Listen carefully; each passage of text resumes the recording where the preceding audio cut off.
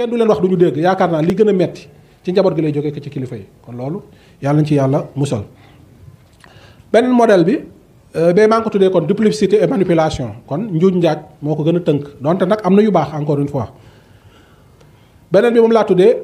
adversité et confrontation loolu mooy nguur goo xam ne jàmmarloo kilifa diine yi waaw loolu bu ma ko waxee dina xaw a jaaxal ñu bëri waaye loolu xawoon na fay am ci kan ci Mamadou Dia. Mamadou Dia nationaliste la woon ku am solo ci wet ci ay xalaat bëgg réewam bëgg réew mi am indépendance yu bari daal macha allah am na côté yoo xam ne moom yu am solo la bañ tubaab yi noot ñu bëgg baykat yi am lu ñu dundee kon daal amoon na xalaat yu am solo waaye ni mu gisee woon kilifa diine yi jafe-jafe la woon. loolu nag dama cee wut ak sama mbokk intellectuel yu bari ndax intellectuel yu bari boo leen gisee nii dañ naan waaw Mamadou Dia nangam am na sax ñoo xam ne dañ ko jaxase ak sëriñ si déedéet Mamadou Dia dafa am na ay xalaatiin yu xoromu yoo xam ne yu xam ni c'était anticonfrétique et anticlérical moom dafa amoon nu mu gisee sëriñ si donte nag doon na masla am na nu mu gisee woon sëñ Touba nettali ne sax ni daje na ak sëriñ bi mu nekkee Njaaréem à 11 ans defe naa nettali bu xoromu am na tamit gisin bu am ci islam waaye par rapport ak les confrères yu suuf yi li mu leen jàppee woon boo xoolee ay waxam ak i bindam ak i jëfam dafa amoon gisin bu xaw a juunu ci sëriñ si loolu nag intellectuel yu bëri duñ ko nangu waaye boo duggee loolu nag li koy war mooy idéologie rek ndax da nga gis ñoo ne waaw Mamadou Dia li ko yàqaloon c'était le système déedéet moom ci boppam amoon na ay jafe-jafe Mamadou Dia ndax it on a tendance à idéaliser et à sacraliser des icônes qui ont leur faille et qui ont leur défaillance. Mamadou Dia damaa jëlee la sax diggante ak sëriñ si ni ñuy gérer la crise de la fédération du Mali yu bëree bëri kenn matul bon yooyu sax yeneen question la duma ci xóotal waaye ci gàttal daal jàpp naa ne amoon na ay giseen yu xoromu ci tarixa yi loolu nag ngir illustrer loolu dañuy jàllale beneen vidéo boo xam ni benn documentaire bu ñu defoon ci moom président Mamadou Dia mu ciy wax jaar-jaaram digganteem ak Senghor muy doy waar sax yu ñu naqari ndeysaan ba Senghor jàpp ko mujj gi fa yëf ya jaar ñu bëri jàpp ne ay complot la ak ay lobby mooy le lobby des libano-syriens des traitants et des français ñu boole ci le lobby maraboutique am na nu mu koy présenté ñu déglu ko xam naa après bu ko defee ma indi commentaire incha allah.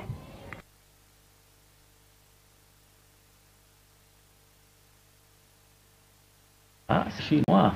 toute l'économie agricole était socialisée dans un sens autogestionnaire,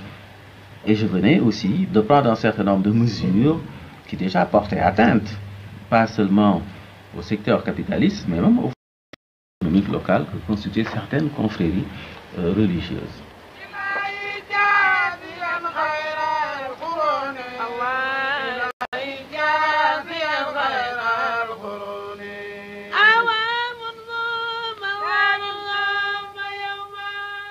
Il y a eu un engouement formidable. Il y a eu un mouvement de libération paysanne, quelque chose d'extraordinaire dans ce pays. J'avais réussi, n'est-ce pas, vraiment à mettre au pas toute la classe maraboutique. Même ci wàllu diine gi président Mamadou Dia dafa indi ay réformes ci ab programme bu mu tuddee Islam,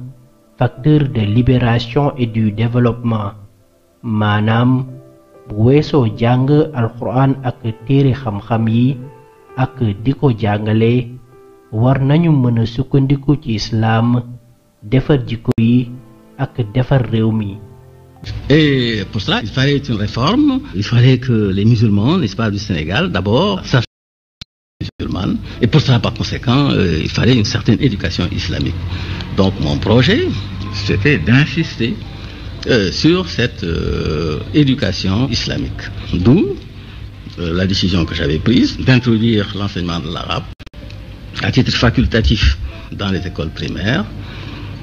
et même dans les lycées, alors que juste là, n'est-ce pas, l'enseignement de l'arabe était proscrit. Deuxièmement, accorder également des bourses dans les pays musulmans, Maroc, Algérie, au Caire, en Arabie Saoudite, etc., de façon à former des cadres qui soient capables ensuite de venir ici vraiment pour enseigner l'esprit de l'islam et former des gens, n'est-ce pas, à l'éducation, à la culture islamique. Cette réforme allait toucher également un certain nombre de structures sur le plan local. ak ñenn ci sëriñ si nga xamante ni tubaab yi dañ leen a loxo loxo daan leen dàkkantale les seigneurs de l'arachide ndax tool yu mag yi ñu amoon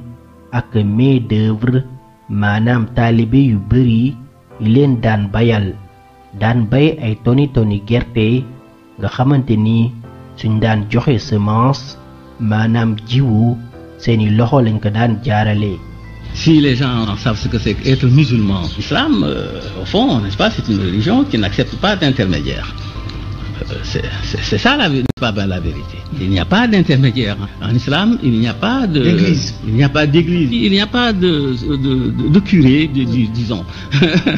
Au fond, n'est-ce pas, c'est ça. Bon, il est certain que mon projet, ça, cela heurte les confréries. Ça va à l'encontre des confréries. Et je comprends, n'est-ce pas, que par conséquent, des chefs de confrérie me considèrent comme un adversaire dangereux. Il ne faut pas que la religion serve de prétexte, et surtout la religion de la majorité, serve de prétexte, n'est-ce pas, à créer aussi des privilèges. Cette réforme allait toucher également un certain nombre de structures sur le plan local. Les marabouts utilisaient, et je crois qu'ils utilisent encore d'ailleurs, ce qu'on appelle les chants de mercredi, les chants de Al-Arba. Les chants de mercredi où l'on convie les soirs à venir pour cultiver le chant du marabout. Bon, je n'ai pas décrété la suppression des chants, mais j'ai prévu la création d'une institution qui aboutissait à sa suppression indirectement. À travers les coopératives, il y avait ce qu'on appelait aussi les chants collectifs. Mboolem privilège yooyu yépp le président Mamadou Dia bëggoon dakkal a fait ce qu'il a appelé les tournées économiques. Tous les ans en octobre, il prévenait les marabouts et les grands producteurs d'arachide qu'il allait venir voir comment a été la récolte de l'arachide et comment on va commercialiser cet arachide. Le calife lui écrit pour lui dire que, comme d'habitude, il lui demande de venir nuit à Touba. Nous partons donc de Dakar, Mamadou Dia, Joseph Mbaye, moi-même, Ben Madi Cissé, pour aller faire la tournée économique. Nous arrivons à la place publique, remplie de monde, noir de monde, avec un podium sur lequel étaient assis des gens venus de Dakar, et le calife arrive quelque temps après, et Dramé Mbaké, qui était son secrétaire,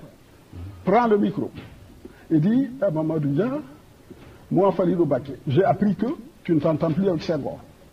Je tiens à te dire que si ça c'est vrai, moi je suis du côté de Senghor plutôt que du tien. Il lui dit, j'ai appris aussi que vous envisagez de nous convoquer à Dakar, nous les marabouts. Je tiens à vous dire que si ça c'est vrai, moi je ne viendrai pas. J'espère qu'il y a des photos d'archives de cette situation. Si vous voyez la tête des gens sur d'autres, on se disait que ça allait casser. Mamadou Dia s'est levé. Tu dis que tu as entendu que je ne m'entends pas avec Senghor. Je le regrette beaucoup. Mais tu dis que si je vous convoque à Dakar, vous ne m'entendrez pas. Alors, Kangayam, de qui te moques-tu? Est-ce que c'est moi? Je me souviens que quand le commandant du cercle de Dieurbel convoquait les marabouts, il galopait pour venir répondre. Si les gens savent ce que c'est qu'être musulman, l'islam,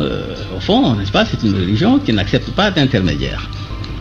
C'est ça, n'est-ce pas, la vérité. Il n'y a pas d'intermédiaire. En islam, je n'ai pas décrété la suppression des chants, mais j'ai prévu la création d'une institution qui aboutissait à sa suppression indirectement. J'avais réussi, n'est-ce pas, vraiment à mettre au pas toute la classe maraboutique. De préparer déjà la création des communes rurales. Au fond,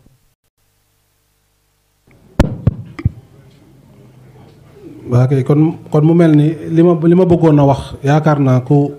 suivre li président Mamadou Dia wax yàlla na ko suñu borom di nga comprendre li ma doon wax mooy te loolu nag intellectuel yu bëri duñ ko wax ndax da nga gis ne la dañ koo jaxaseeg sëriñ si nangam waaye boo xoolee sa même sa terminologie ndax dañ koy analyser dans le fond et dans la forme baat yi muy jëfandikoo ku dégg tubaab les féodalités économique la tuddee tarixa yi féodalité mooy lu arriéré loo xam ni maanaam lu jamono laajatu ko daal loo xam dafa xewi moom tarixa yi kon lu xewi la loo xam ni kon moom ci biir waxam am na nu mu gisee tarixa yi muy benn la classe maraboutique kon loolu day dugg ci